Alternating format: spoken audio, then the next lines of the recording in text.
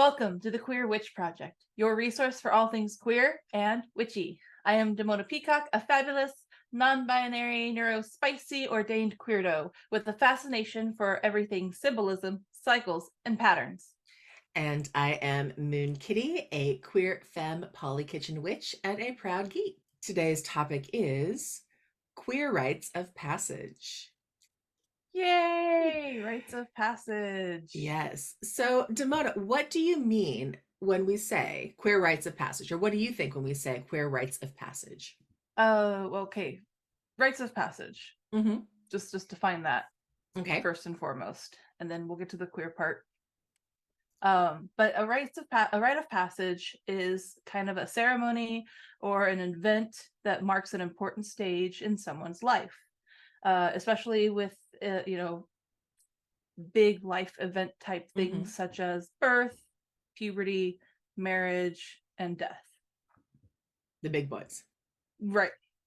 And there are so many different spiritual traditions, obviously so many different spiritual paths and traditions in the world, not just in the pagan world, Right. but in the overall overculture as well. Mundane world. And all the big cultural norms of the religions. And there are a lot of like rituals and ceremonies that you would probably be familiar with that I would consider as a rite of passage. Okay. For example, I'm sure you've heard of like bar mitzvahs or bat mitzvahs.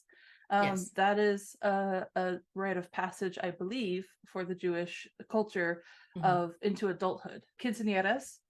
So again, not my culture, but I have always definitely as a kid 100% wished that I could have a quinceañera just for the Absolutely. dress. Yeah. The Sweet 16. But there's other like baptisms. That's a rite of passage for some families' spiritual traditions in birth, like around birth, or sometimes it's done as a rite of passage into adulthood or Initiation into a faith. exactly. Milestones, different points and things. So I'd And love to like oh, go ahead. I would say, so things that sometimes they're not going to be universal across everyone. They'll Right. be tied to cultures, but again, moments in time and areas that transcend you from one level to another. Is that fair? Yeah, So, I well, mean, so if it's here's not, the thing. Think about like brain development, right? Mhm. It's a gradual thing, Right. even into our age and beyond. Because as it's a right. So sometimes at some point we've reached peak brain development function and it's all downhill from there. But anyway, for some people at least, maybe not for all. But I think it matters to our psyche, to our spirit, to our brain to recognize the growth, the development, the changes that we experience throughout life, and marking it with a special occasion can be very meaningful and memorable. Like, for example, I don't always remember all of high school, but I definitely remember like going to the prom sort of thing. Right. It's not going to be everybody's experience, but it's the special occasions kind of matter, particularly in hindsight. And we're definitely getting that rain now. It is like woo out Yeah, you've there. gotten very dark. Yeah. But Getting kind of but glowy your nose here. stripe and your heart is just glowing so bright right now. It's very cute.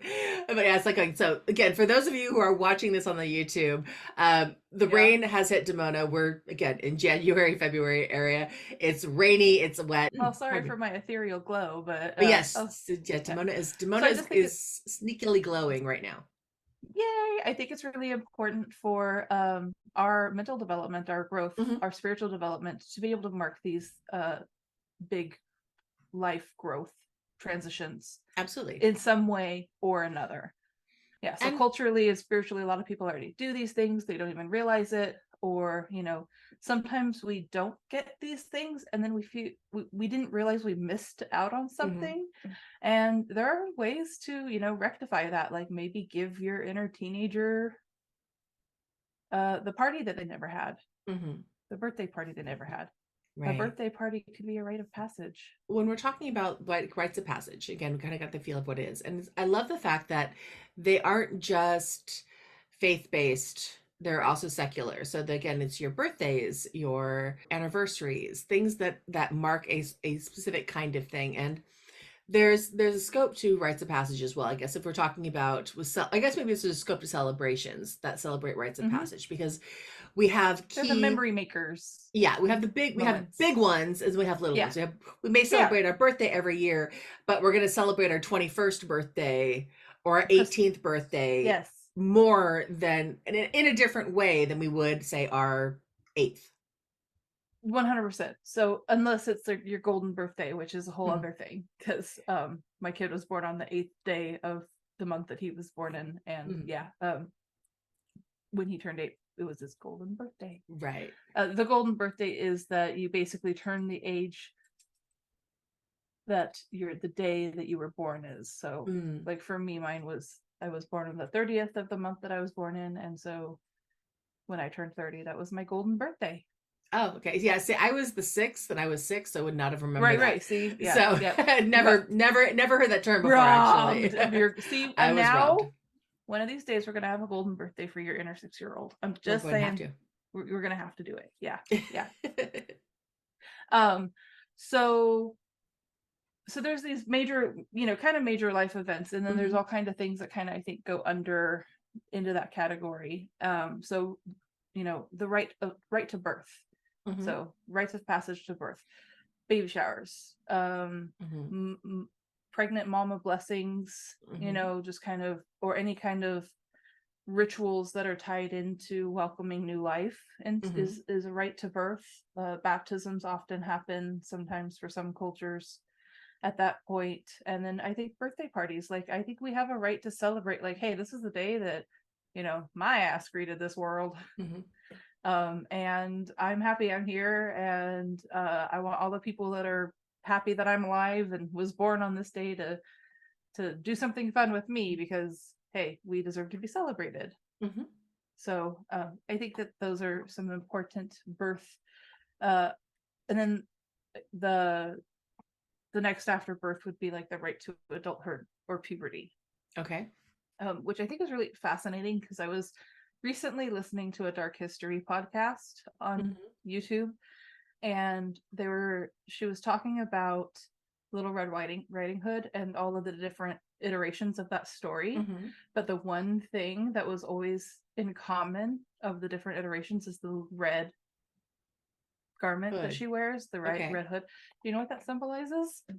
Menstrual cycles? Motherfucking puberty. I was Okay. pissed. We woven into our culture years and Yeah. years ago. Yeah, it's very interesting with the stories. Symbology. Yep, exactly. Some AFAB people had a like menses party Mhm. to celebration as a rite of passage, like a coming of age of when you do reach that point in puberty. Not all, but some. One a right to adulthood, like you were saying, can happen at different ages. So Mhm. I feel like people who like to gamble are always looking for like, or drink. They're Mhm. looking forward to that, or go to clubs, Mhm. bars, or whatever, drag shows. That Mhm. 21st birthday is a big one Right. for the US, because that's when you can show your ID and get into all these places that have been Mhm. barred to you prior legally. Mhm. So that's kind of a rite of passage. Um, and then graduation, Mhm. different graduations, whether it's from, those are rites of passage, right? You're marking moving up to higher education, or moving on to put your education to use. So Mhm. graduations are often rites of passage. Memory makers, right? Those Mhm. moments of time where you stopped and you said, I completed this thing, and now I'm going on to this thing. The So next step. that's very often happens. I also think it's very interesting. We kind of talked about the returns Mhm. that happen when we did our astrology episode with Right. Ken. The Saturn returns gets talked about more often in pop culture, which I'm glad, Mhm. because a lot of people go through a huge shift at that age between 27 and 30, Mhm. early 30s. And I kind of feel like that's also a rite of passage into our second destiny, Mhm. or, real maturing into adulthood, as Mhm. opposed to like, dipping your toes into adulthood that Right. happens in your early 20s. You think you're So an adult in your early 20s and you realize you're really not. Well, I just say the older I get, the Yes. younger 20 seems. Yes. But, Agreed. it's all about perspective. All of this stuff can Hmm. really be down to perspective. So then we have the right to marriage Hmm. or partnership. And that can be like, I think not just like weddings or commitment ceremonies, Hmm. but it can also be like business, starting a business or a business Hmm. partnership or collaborations. Hmm. Um, but I feel like sometimes we have a way to partake in a ritual or a ceremony that Hmm. marks that kind of, now I am committed to this other thing in my life and not just, you know, Hmm. me. The right to eldership, which I kind of think is like pre um, funeral, but like retirement, Hmm. changing career paths, like a lot of people do later in life, or maybe they go back to school to learn something that they always wanted to learn, pick up Hmm. a new craft, right? Hmm. We were talking about that. Step into that wise old elder role. Legacy building. So Hmm. so for long you've learned all these things. What can you pass down to the next generation?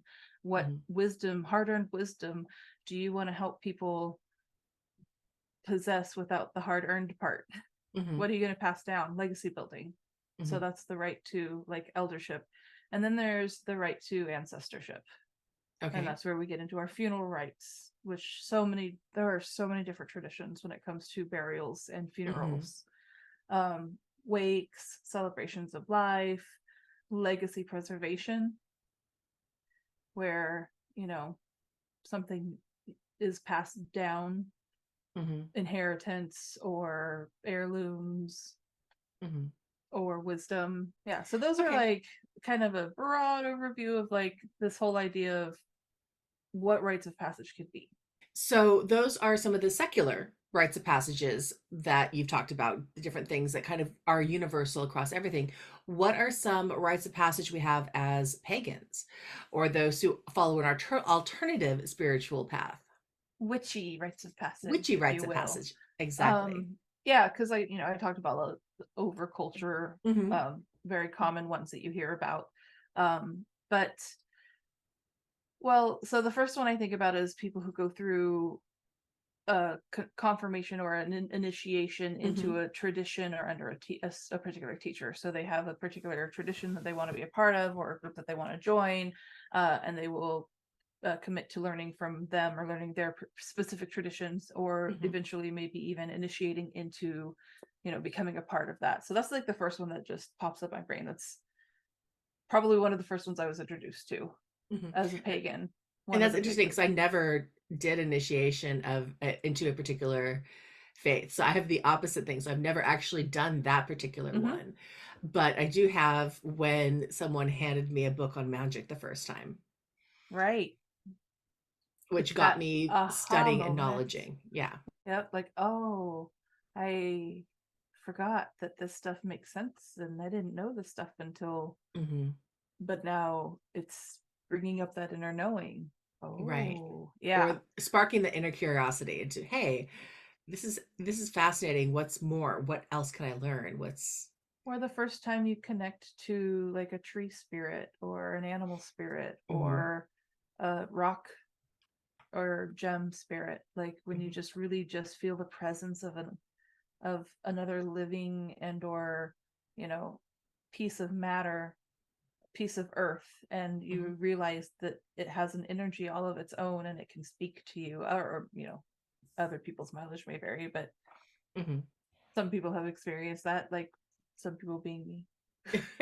Well, like I said, it's funny because again, for me, I look at it now, but for me it was dragon. Always has been dragon. And it was dragon when I was 5 or 6 years old before I had any concept of magic or spirituality or connection. But I can remember just feeling like I knew dragons were real in my heart, and I knew that there were things about them that they taught me. And it was again as learning as a child through it, but it's that different kind of thing. So yeah, I feel that first moment I can count back into something different, Mm-hmm.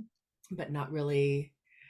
I was actually called to deities in the traditional sense until much later in life, but that archetype of dragon was very very early on. Well, and that can be an initiation and a rite of passage too. I like to call it answering the God phone.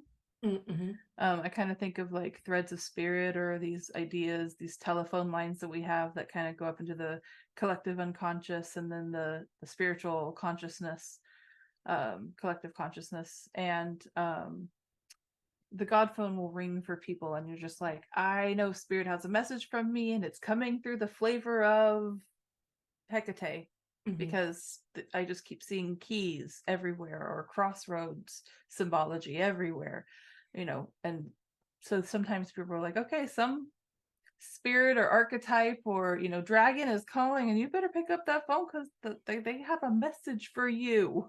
Mm-hmm. And you can pick up the phone by, I don't know, meditating into to receive the message, or pulling some cards to receive a message, or getting a reading Mm-hmm. to see what the message is, if you because a lot of times it's really hard to decipher our own messages or read ourselves, Mm-hmm. but ultimately you have to find someone that can guide you to connect with what it means to you, Mm-hmm. so you can understand things like that. But yeah, that can be an invitation to work with that deity or energy for a while and learn from them, and offer that kind of that flavor of grace into the world. Mm-hmm. So that can be an initiation or a rite of passage, Mm-hmm. or be like you can dedicate yourself to a spirit or a teacher. Mm-hmm. That makes sense. Like I said, in my circumstance, it was not anything that was anything formal or anything else. It just was.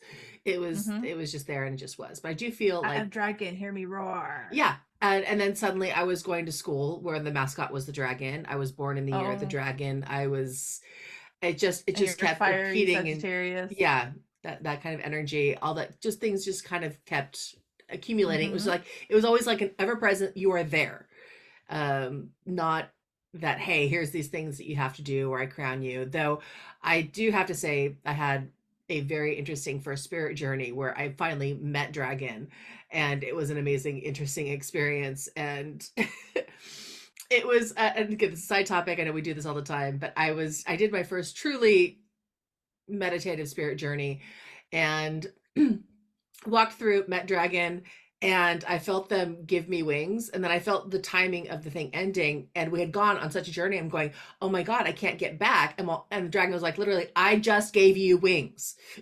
Fly back, Fly damn it. back.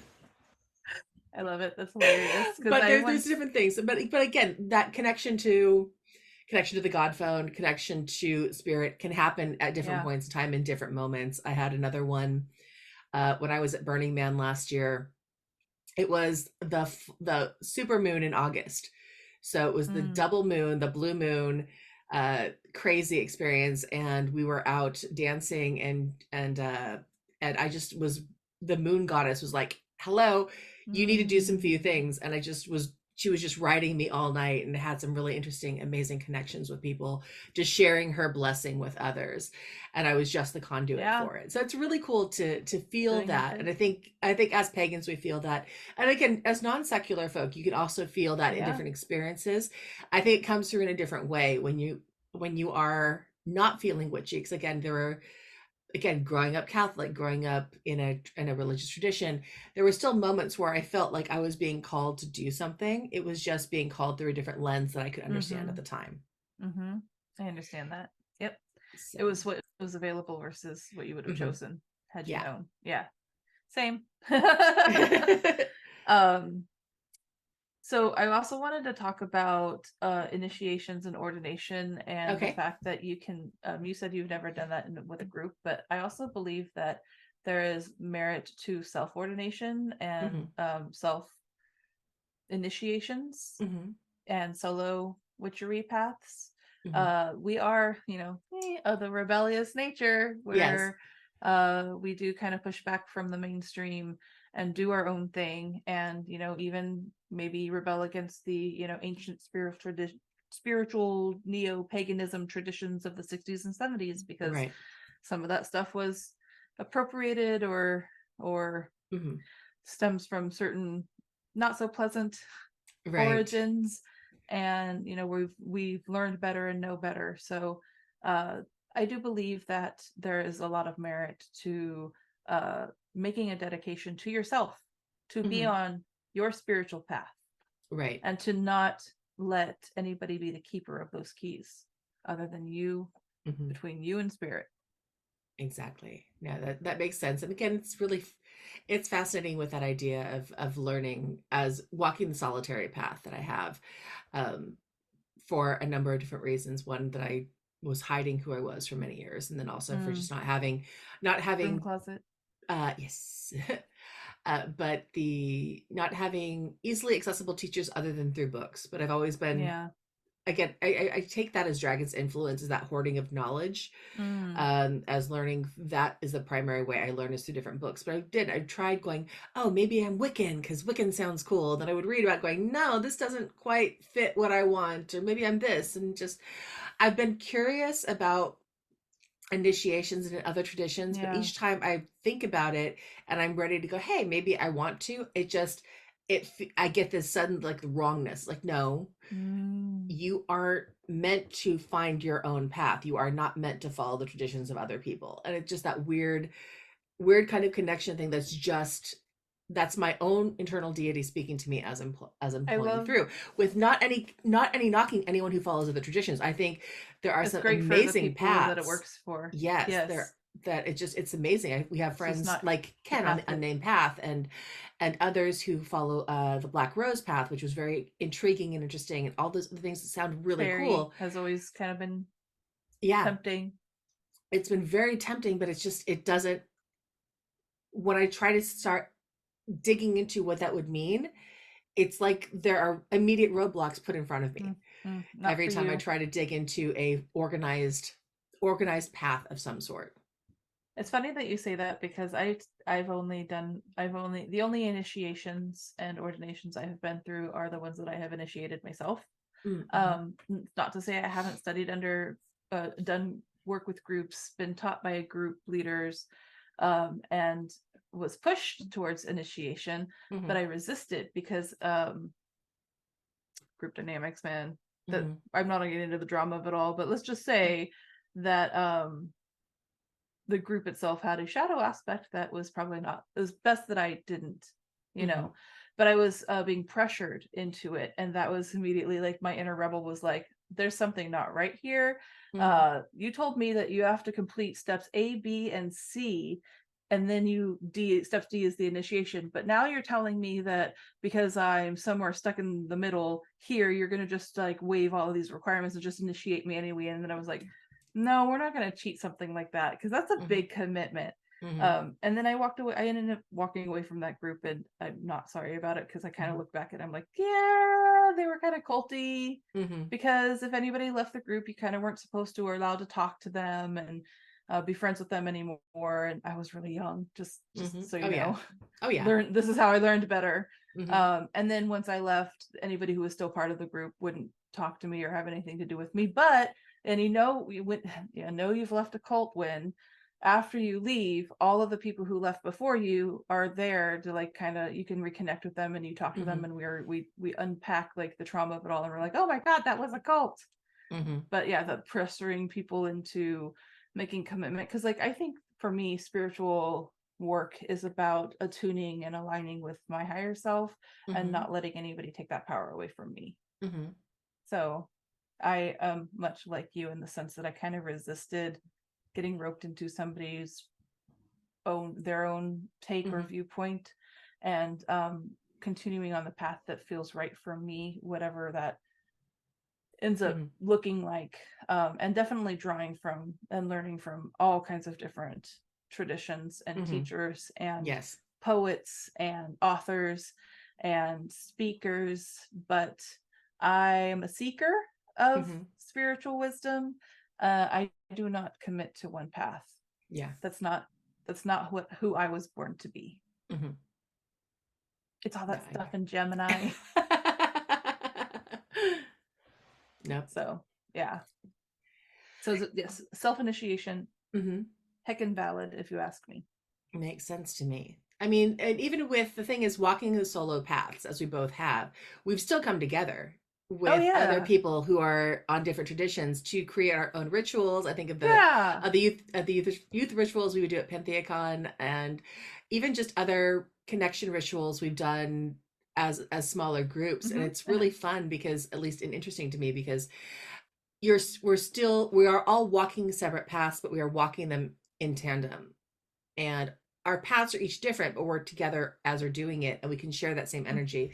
So that kind of communal worship aspect is really interesting, especially when Hmm. you knowing you don't have to all be of the same path to do it. And I Right. think that's a unique, interesting, I don't know if it's a rite of passage, but it's a realization that you have that, hey, Hmm. it doesn't have to be all this one Formal. way. Although there's something to be said about, and I think this came up in a previous episode, but like having to understand the rules in order to break them. So Yes. like I'm grateful for all I learned through that group, through other Hmm. traditions, for taking all the formal steps for a ritual and everything, so that I can also now half-ass rituals. But I don't really half-ass. It's just that I don't do it the methodical way that some people would do it. I just Right. do it, so often I just have enough witchy friends on my vibration and my Hmm. frequency that wants to say, hey, you want to do something for this full moon? Hey, do you want to do something for Imbolc? Hey, do you want to continue this tradition that we have? Hmm. And let's get together and do this thing. And I don't need a commitment. I Hmm. don't need, we just need to do it and get together. But like, it doesn't mean like you are now committed to me for 13 moons in a day. I don't know. Yeah. So, No yeah. blood bonding, life cycles. Right. Yeah.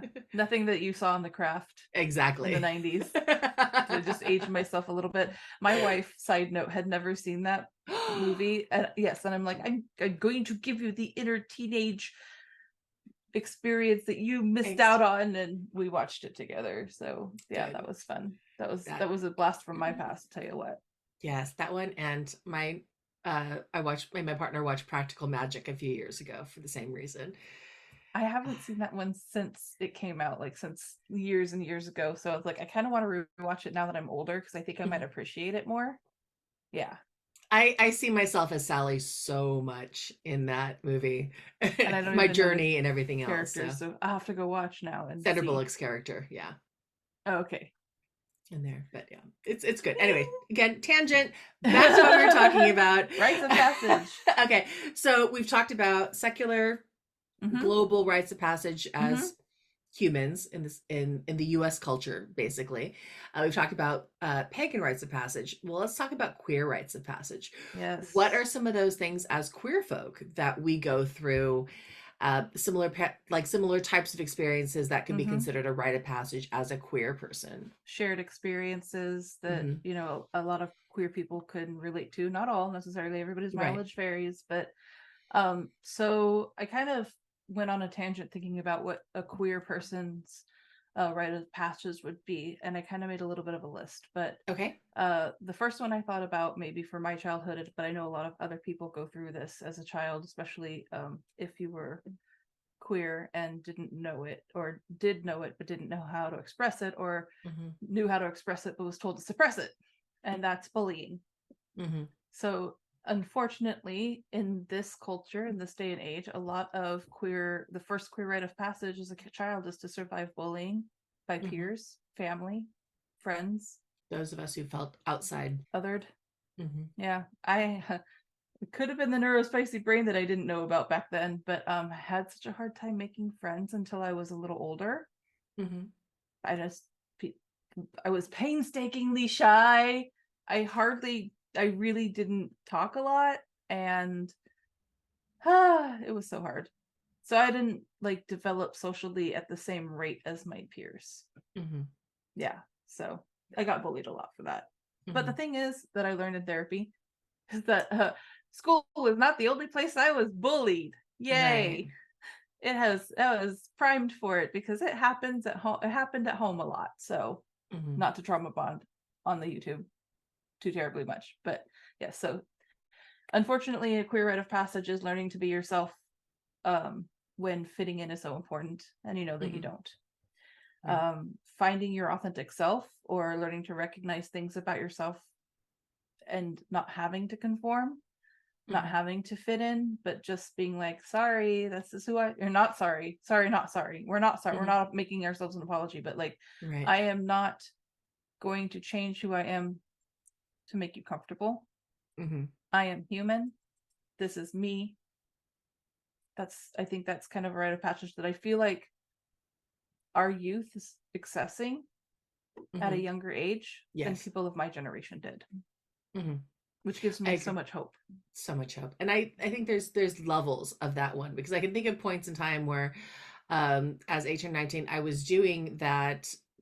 Hey, I'm recognizing I don't want to do this thing. This is who I am. This is what I'm going to do. I'm going to be myself, while at the same time suppressing a whole big portion of myself. So it's, for me, it's those incremental steps of coming out in its own way and finding your authentic self in its own way, and Mm-hmm. recognizing that, hey, I'm going to be me, but okay, I'm going to be this little portion of me that's coming out before, so the next portion can be bigger, etc.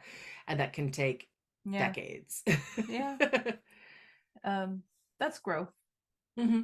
Along that lines, I know we talked about this in a previous episode, but one of the rites of passages I feel a lot of queer people have to go through, not all, but is battling through the shame game, Hmm.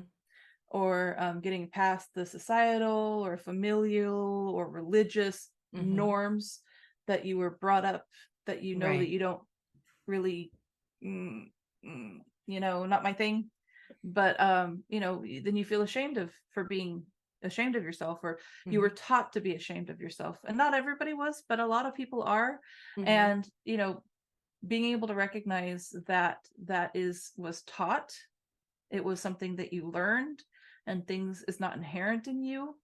You weren't born with this shame, Hmm. and if you learned it, you can unlearn it, and you can recognize that that's somebody else's baggage and Hmm. not yours to carry.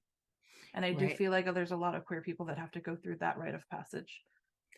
I think that what goes hand in hand with shame is also guilt. I think they're two Yeah. sides to the same coin, because there's the shame, you're being shamed for doing something, then you're feeling guilty for doing it anyway, I, because I, that's who you are, because you I can't remember resist having change. hearing the difference between shame and guilt explained, and I think shame was that feeling of I am bad or wrong for being this way, and guilt is I feel bad or wrong for doing this thing or making these Hmm. choices. So I don't know if they're the same coin so much, but I do think that guilt has a power all of its own, that also, how many queer people don't want kids and are guilted for that, or feel guilty that they're not providing their parents the grandbabies they always wanted, or Hmm. whatever. I roll.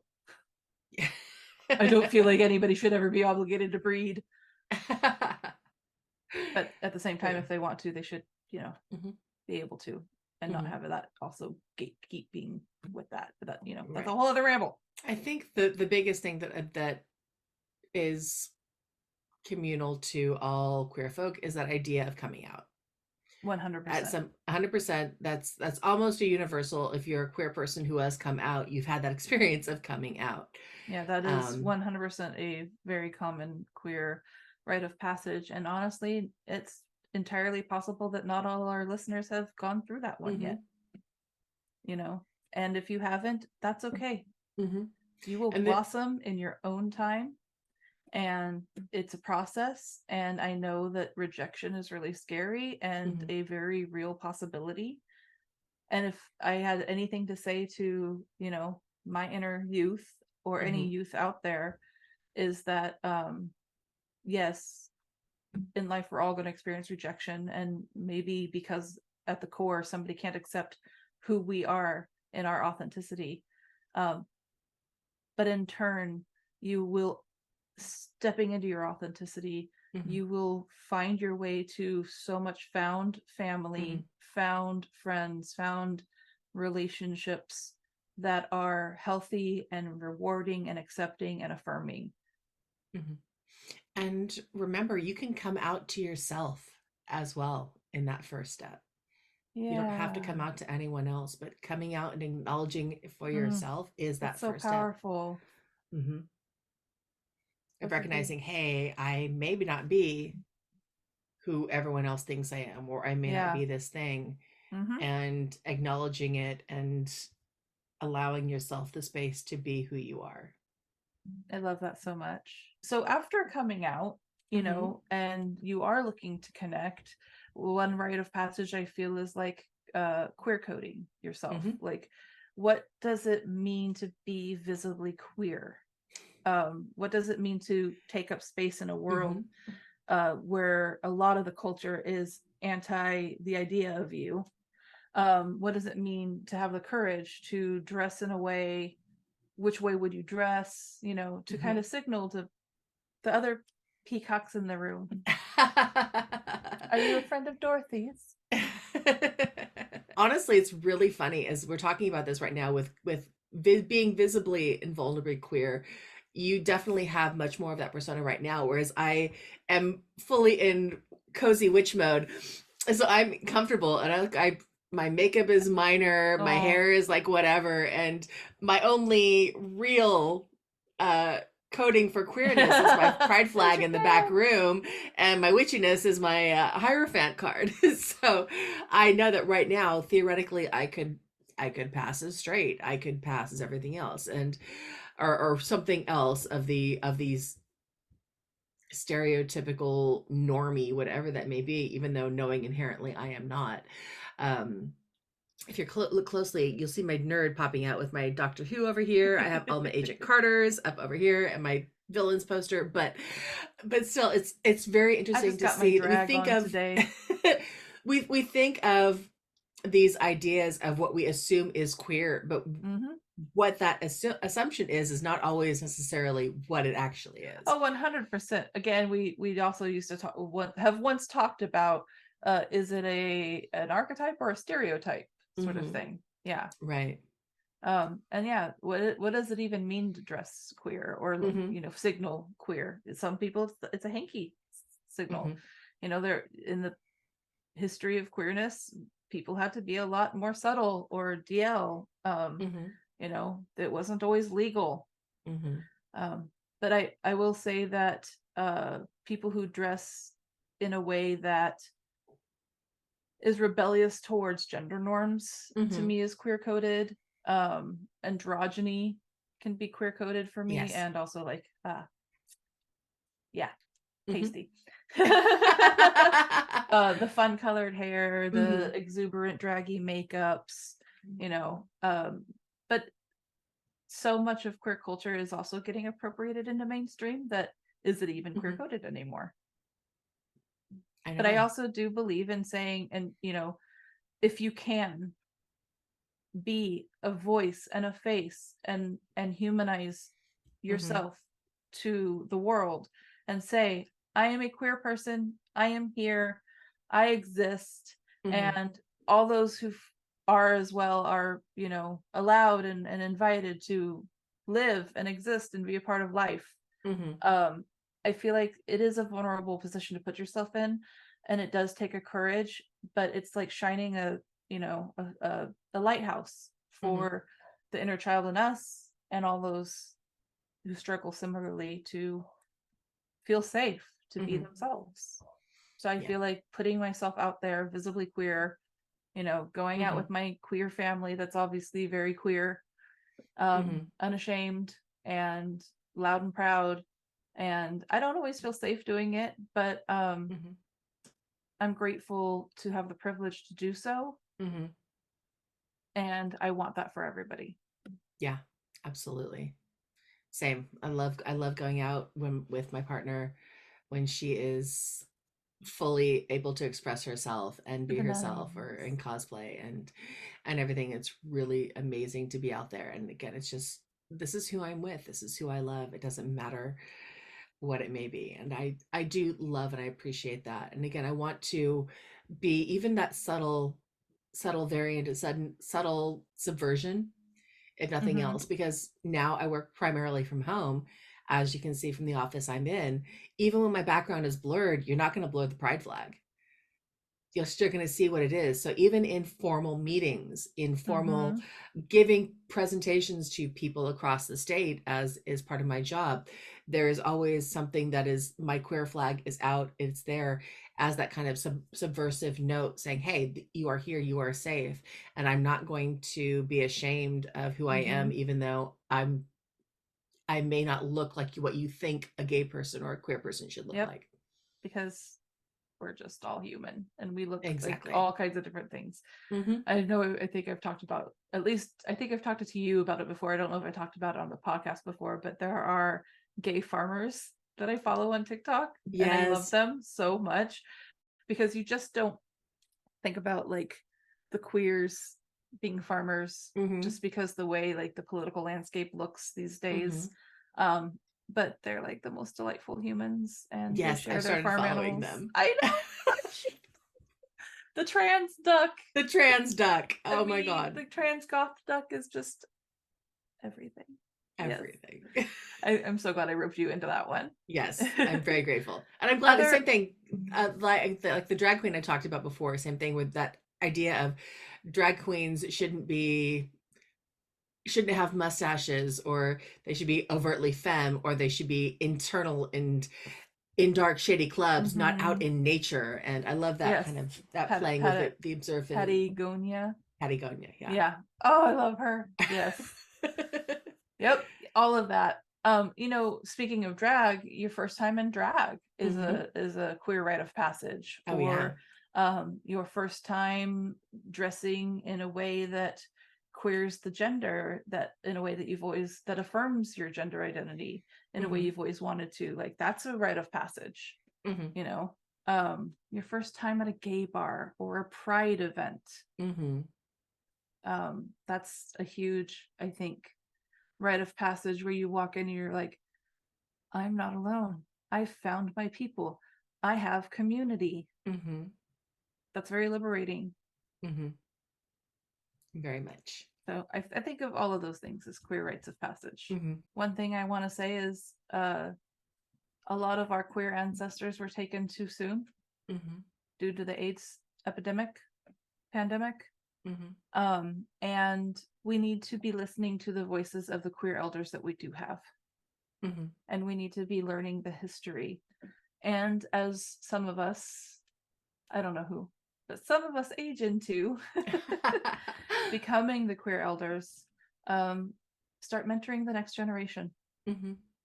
I believe that, getting people under your wing, empowering ourselves and others to be themselves, uh, not letting our history be swept under the rug, Hmm. preserving the legacies of those we still have, while they still have a voice to teach us of the things that we didn't learn. I feel like that's the right to eldership, Hmm. uh, queer rite of passage. Hmm. So yes, I I agree. think that rites of passage are a very powerful magic, and I think that everybody kind of experiences them either by witnessing them or being a part of them, and there are ones that you can volunteer to create and be a part of. Hmm. Like I've written I don't know how many customized wedding or commitment ceremonies for people because they're secular or they're non-traditional or they want it customized for whatever their needs are. Hmm. um so choosing to create a rite of passage for yourself, Hmm. um choosing to let your friends create a rite of passage for you. I love it. Yeah, get out there and get creative with this, with the concept of a rite of passage. This Yes. is a new year, we got new vibes. Hmm. We're on a whole other rung of the spiral of life that we're living. Yes. And yeah, think about what rites of passages you've experienced, what rites of passages you are interested in experiencing, and Hmm. how you would go about that, and who would you include. So with that said, I just want to say thank you for listening to the Queer Witch Project. If you liked this topic or have a topic you would like to suggest, just make sure you give us a thumbs up, send us a comment, share with us your thoughts and what kind of rites of passages you've been involved in. Hmm. And if you want to contact us, you can contact us at thequeerwitchproject@gmail.com or find us on YouTube, TikTok, and Instagram with the handle at Queer Witch Project. We upload almost every other week. And remember, queerness is a key to magic. Be yourself and love rebelliously. Mhm. Bye. Bye.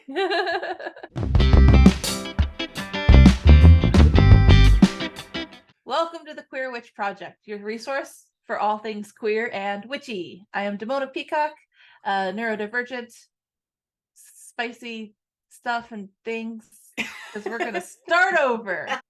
Now I have a frog in my throat. Well, tell it to go away. Ribbit. It isn't easy being green. No. Bless you. We have just experienced a rite of passage. Something passed out of your nostril system.